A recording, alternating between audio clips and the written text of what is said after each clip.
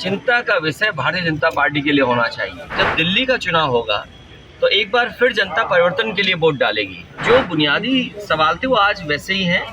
Samajwadi party के राष्ट्रीय अध्यक्ष अखिलेश यादव गुरुवार को बाराबंकी पहुंचे और उन्होंने यहां हाल ही में 5 राज्यों में हुए विधानसभा चुनावों के नतीजों को लेकर एक बहुत बड़ा बयान दिया। चिंता का विषय भारतीय जनता पार्टी के लिए होना चाहिए। जब दिल्ली का चुनाव होगा तो एक बार फिर जनता परिवर्तन के लिए वोट डालेगी। जो बुनियादी सवाल थे वो आज वैसे ही हैं। अखिलेश यादव ने कहा कि इस बार परिवर्तन के लिए जनता ने वोटिंग की और हम सभी ने उसी का असर देखा। छत्तीसगढ़, राजस्थान और तेलंगाना में जनता ने परिवर्तन किया है। मध्य प्रदेश में परिस्थितियां अलग थीं और इसीलिए भाजपा वहां चुनाव नहीं हारी। अखिलेश ने कहा कि जनता ने इस बार परिवर्तन के लिए ही सिर्फ और सिर्फ मतदान किया है। ऐसे में भाजपा की चिंता बढ़नी चाहिए क्योंकि प्रदेश स्तर के बाद 2024 में जनता केंद्र सरकार बदलने के लिए वोट करेगी।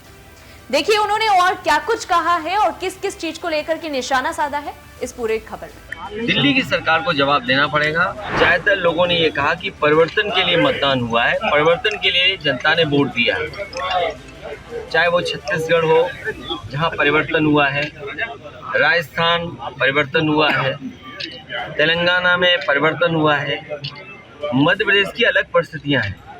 मध्य प्रदेश में दूसरे तरह की परिस्थितियां होती तो परिवर्तन वहाँ भी दिखता।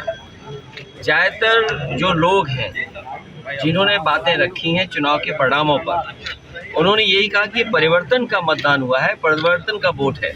तो इसलिए सबसे ज़्यादा चिंता का विषय भारतीय जनता पार्टी के लिए होना चाहिए, क्योंकि अगर प्रदेश स्तर पर ये परिवर्तन का वोट है तो कल जब दिल्ली का चुनाव होगा तो एक बार फिर जनता परिवर्तन के लिए वोट डालेगी।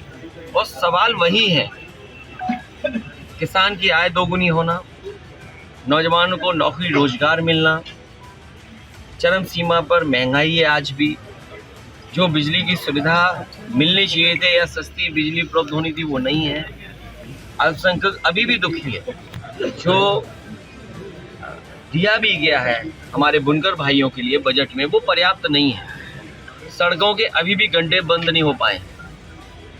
सरकार खुद स्वीकार कर रही है और जो अखबारों में आंकड़े आ रहे हैं कि उत्तर प्रदेश में एक्सीडेंट से भी मृत्यु ज़्यादा हो रही है, जो आंकड़े सामने आए हैं।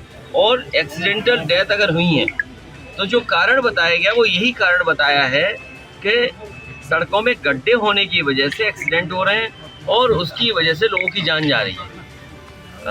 ट्रैफिक व्यवस्था से ज़्यादा आप सड़क पर साठ देखते हो। तो जो बुनियादी सवाल थे वो आज वैसे ही हैं।